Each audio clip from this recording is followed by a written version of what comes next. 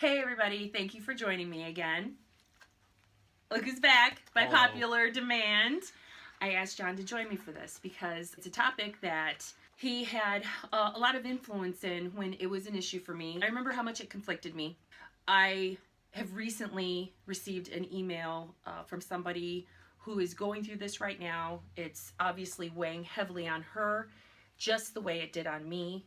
I feel that now is a good time to discuss it, and I asked him to join me. I asked John to join me because he shed light on this for me when I finally shared it with him that no one else really had. I had a lot of conflict where this was concerned because I took my marriage and my marriage vows very seriously, and I felt that marriage was for good. It was for life, that you had to work through everything. And as many of you know, my parents were married until my dad passed away. I believe it was 55 years they were together. And my mom's a narcissist, and she was very mentally and emotionally abusive. And my dad somehow managed to deal with that, and without knowing that she was a narcissist and it was abuse and so on, because I didn't even know that I was dealing with that. I just saw that he put up with a lot of her nonsense, and I thought, well, Dad's doing it, I'm going to do it too.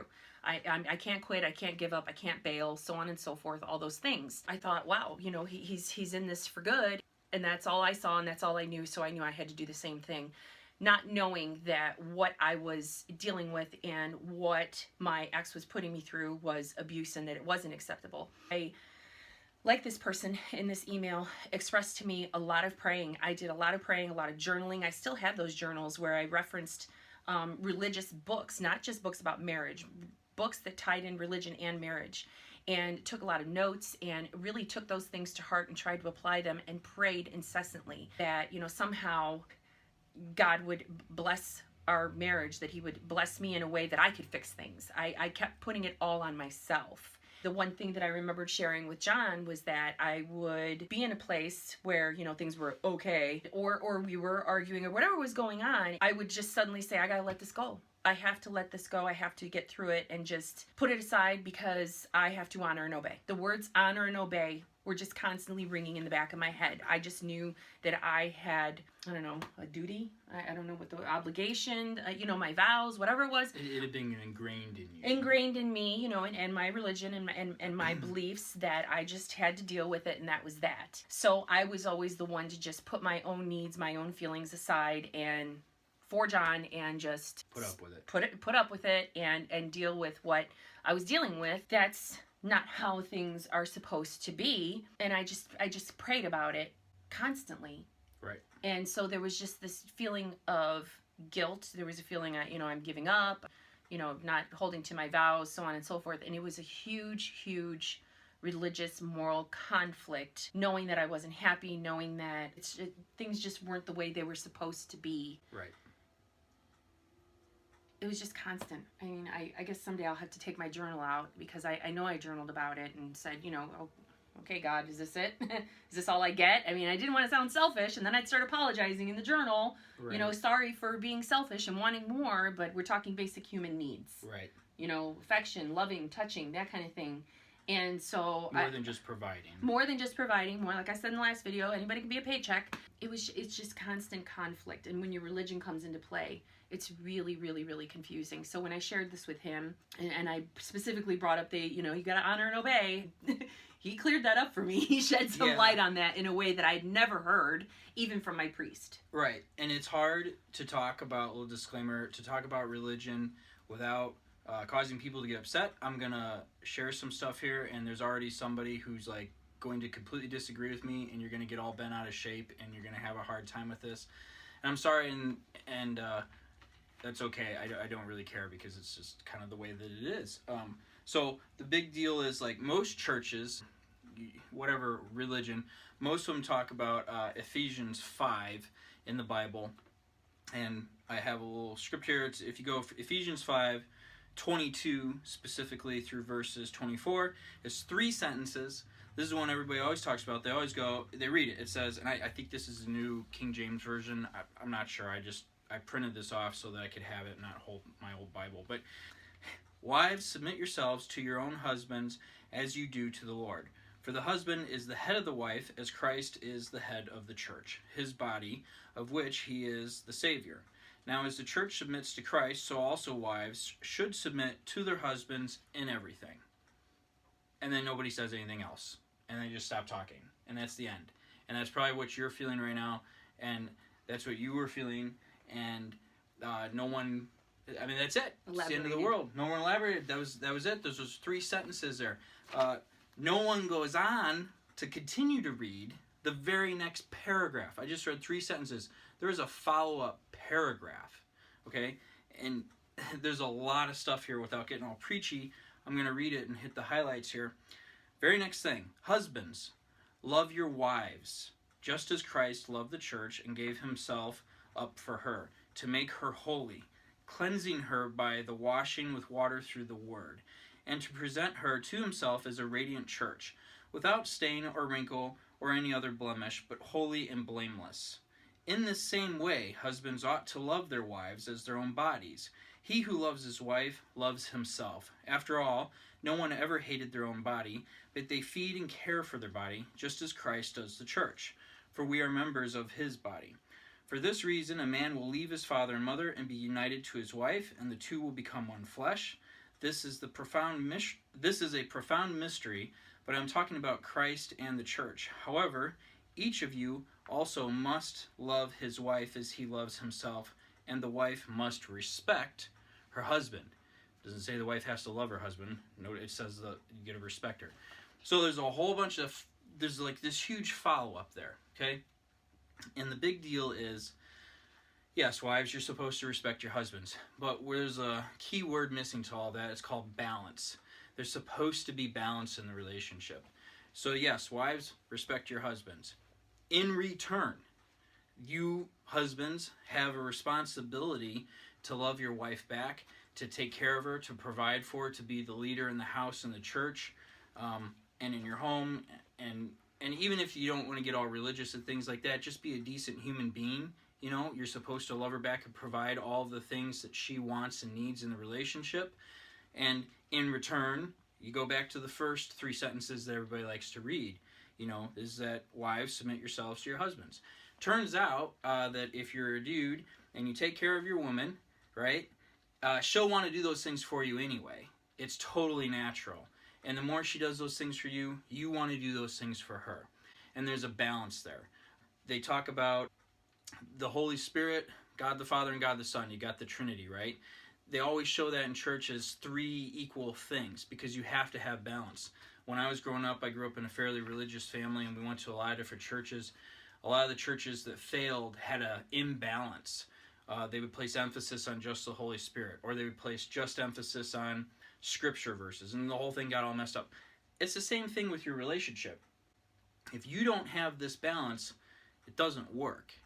It also, in my opinion, the rules don't apply.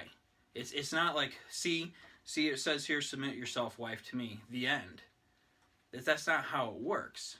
It's not one-sided. There's another whole paragraph that's way more involved and way more complicated than, you know, the thing that everybody thinks about. And another thing you have to worry about with guilt, right? Guilt's a big thing. I struggled with guilt, I think, not with this stuff, but just in life, you know. When I was a kid growing up, I gotta be careful how I say this, but we are raised to think things a certain way and do things a certain way, and you are pressured into feeling bad about them if you don't follow through. If you grew up and were raised thinking, hey, you know, I'm a woman, I have to submit myself to my husband, the end, and if I don't, I'm a terrible person, that feeling is a product of the people around you who didn't read the next paragraph. That's huge.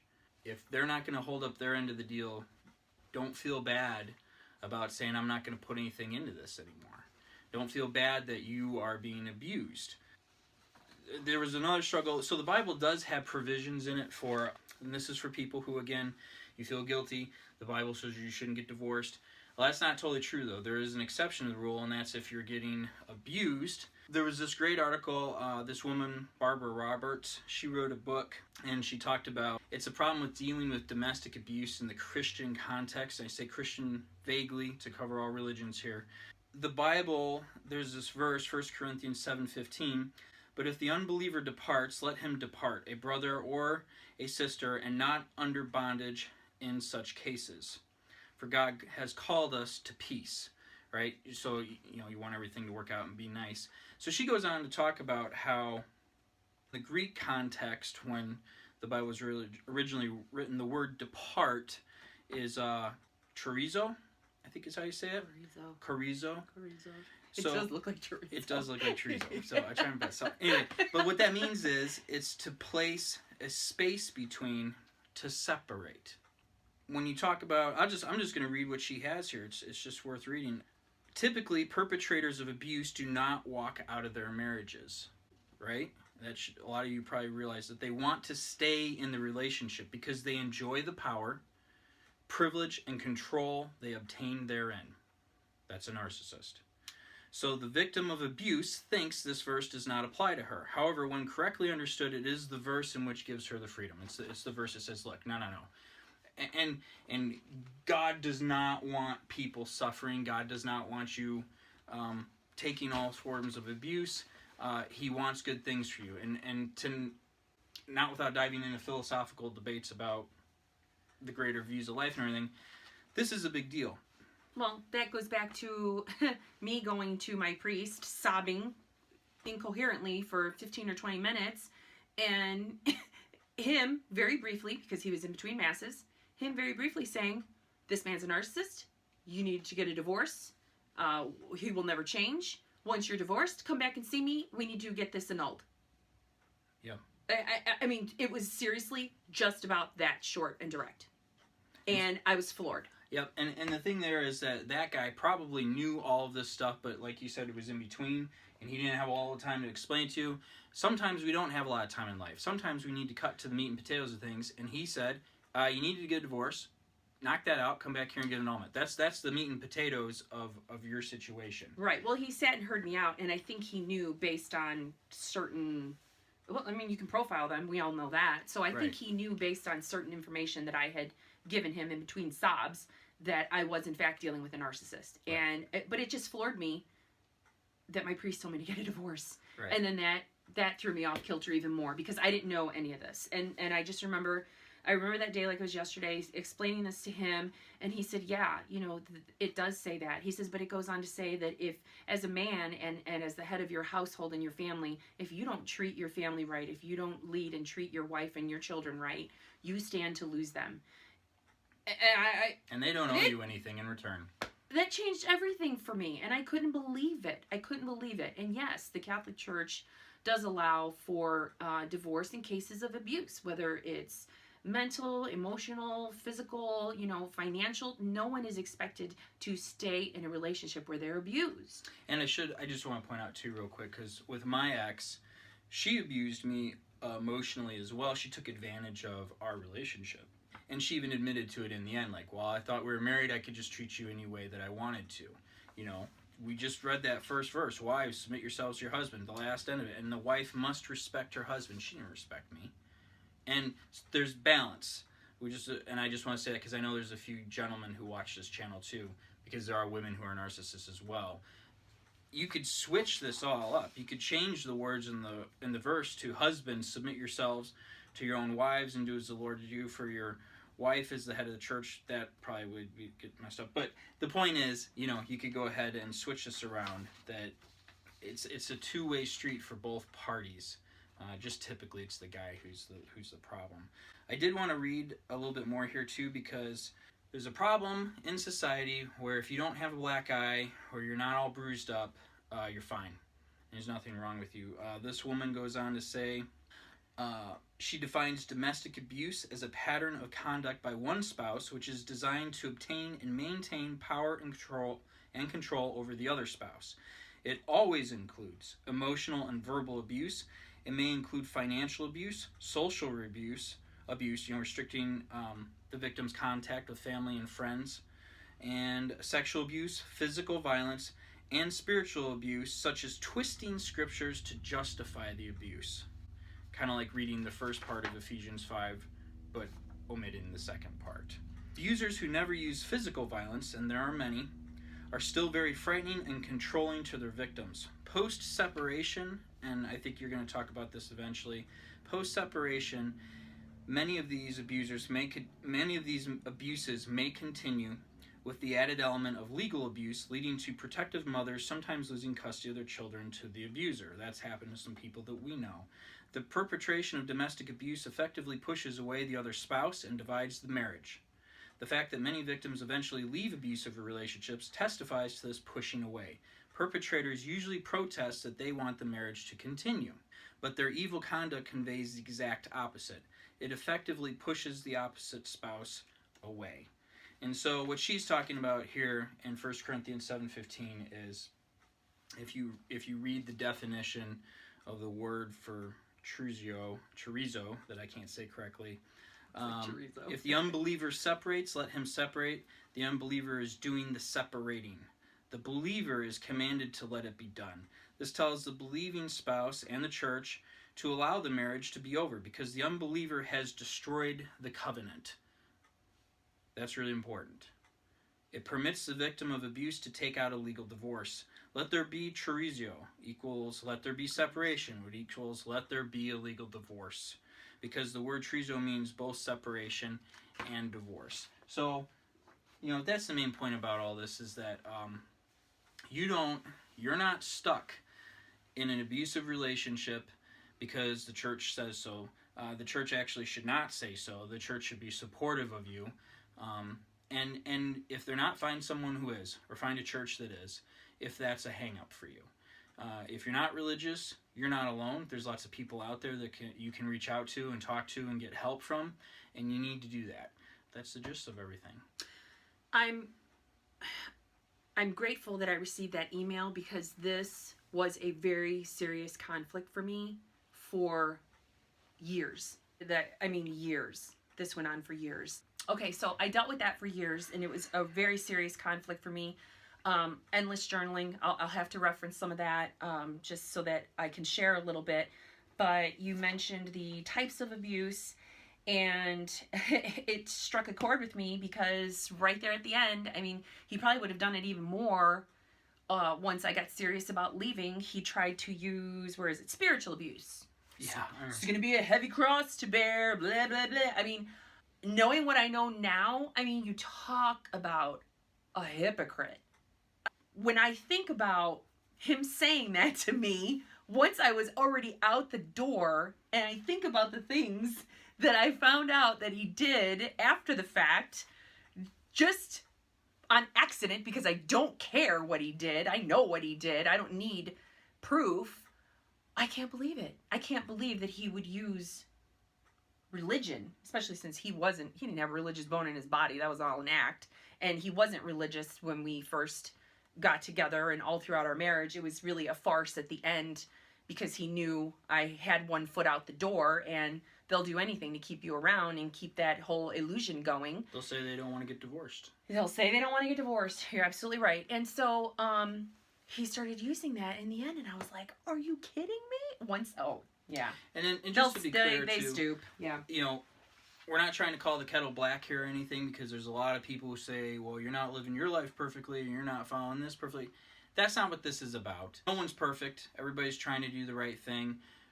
Really, the big point is if you feel guilt about, well, I'm leaving my marriage, oh, what do I do? If you're just leaving to leave, that's one thing. We're talking about if you're being abused, that's not okay.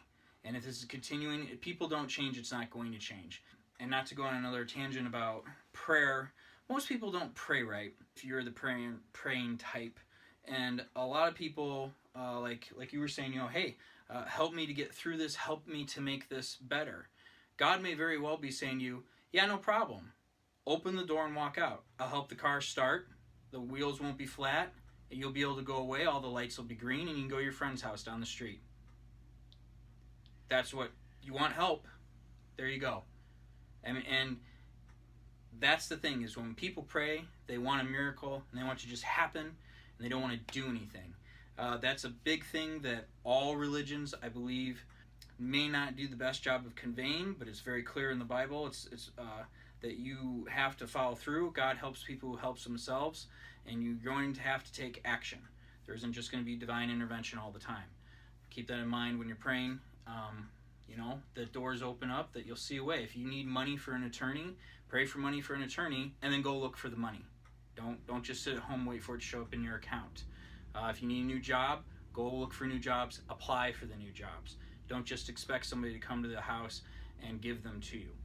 God will open up doors for you that he wants you to walk through, but you got to try to open the door. You got to try to walk through it yourself. So anyway, that's just my little but pray and ask for specific things, though, especially if this is a conflict. If I had known then what I know now, I might have prayed differently. And along with that, I was asked what finally made you leave? What was the deciding factor? It took me losing my dad. It took me losing my dad and feeling completely alone, literally, in this world. I had no support from my mother. She was too busy, having everybody falling all over her and feeling bad for her because she was widowed, which someday I'll have to do a video about how she treated my dad in his last days, and your hair would curl thinking that she would think she deserves sympathy. And then this, bozo ex of mine, I got no support and sympathy from him either in dealing with this. And I thought to myself, is this it? This is it. This is what the rest of my life is going to be like. Now that my dad is gone, that's it. I can't do this. I can't. I knew right then and there I couldn't do it anymore. I knew I wasn't going to stay with him. We all talk about this. I've shared this with you in other videos. I've shared it in emails and exchanges, personal exchanges with people. You leave mentally before you leave physically, and that was my cue. That was my cue. I knew I was done. I couldn't do it anymore. I was so completely drained emotionally and otherwise. I had nothing left to give anybody. Why would I just try to stay there and give them what I don't have? All they were doing was taking from me. I didn't have anything left. Like a leech. Yeah, the leeches. A leech. So that's that. But this was a big one for me. This religious conflict and going back and forth and dealing with a very, very heavy load of guilt, restlessness. Doesn't bother me. Restlessness about it.